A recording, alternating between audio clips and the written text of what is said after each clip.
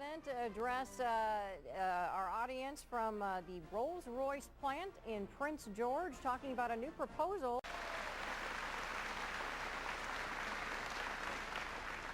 It is great to be back in Petersburg. Last time I was here was during the campaign. I had my bus pull over so I could get a cheeseburger at Longstreet's Deli. You guys have been there. Some of you may think this violates Michelle's Let's Move program. But she gives me a pass when it comes to a good burger. And fries. Now, back then in 2008, we were talking about how working Americans were already having a tough go of it. Folks were working harder and longer for less. It was getting tougher to afford health care or to send your kids to college. The economy was already shedding jobs. And in less than a decade, nearly 1 in 3 manufacturing jobs had vanished. Then the bottom fell out of the economy, and things got that much tougher. We were losing 700,000 to 800,000 jobs a month. The economy was hemorrhaging. And 3.5 years later, we're still recovering from the worst economic crisis in our lifetimes.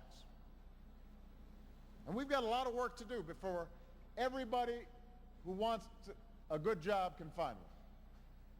Before middle-class folks regain that sense of security that had been slipping away even before the recession hit, and before towns like Petersburg get fully back on their feet. But here's the good news. Over the past 2 years, our businesses have added nearly 4 million new jobs.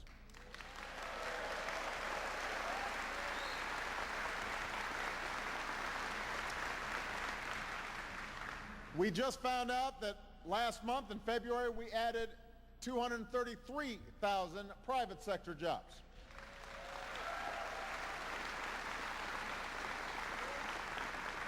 More companies are bringing jobs back and investing in America.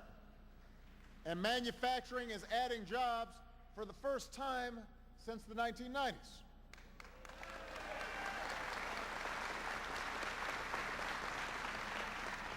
We just had another good month last month in terms of adding manufacturing jobs.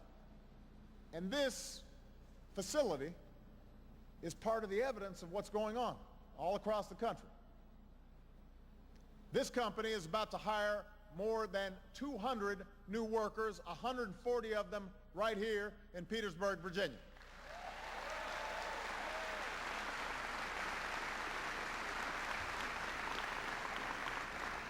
So the economy is getting strong. And when I come to places like this and I see the work that's being done, it gives me confidence there are better days ahead. I know it because I would bet on American workers and American know-how any day of the week.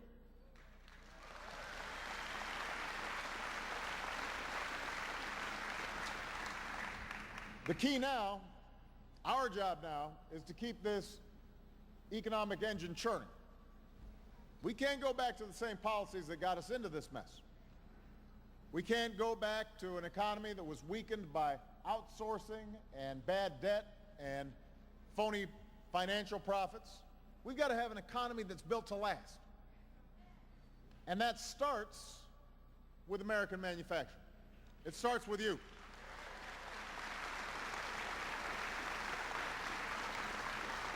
President address our audience from the Rolls Royce plant in Prince George, talking about a new proposal that he's just announcing today that he has. That's to invest $1 billion to create 15 research institutes around the country. These research institutes would partner with manufacturing companies to basically create manufacturing research so that we're continuing to advance our manufacturing product and creating more jobs in the manufacturing industry. And he matched that by saying that we also need to make sure that our education system is up to speed with training programs so that we have the trained workforce to be able to fill manufacturing jobs as manufacturing is becoming more technologically advanced, and these companies are working on the cutting edge of technology. There right now is actually a lack of qualified applicants for positions across the country, specifically in high-tech manufacturing. So that was an issue that he was talking about addressing. So we are now going to be expecting him. He's already toured the plant there, so now he will be leaving shortly to return to the Richmond International Airport. Again, we do not know the exact route that the president takes. They don't tell us that for security reasons. And we do know that he'll be flying out of that airport in a little bit this evening for 2 fundraisers. We are going to continue to bring you live coverage of the president's departure, but it will be about 30 minutes or so for him to drive from Prince George to the Richmond International Airport. You can see that is a live picture right now of Air Force One.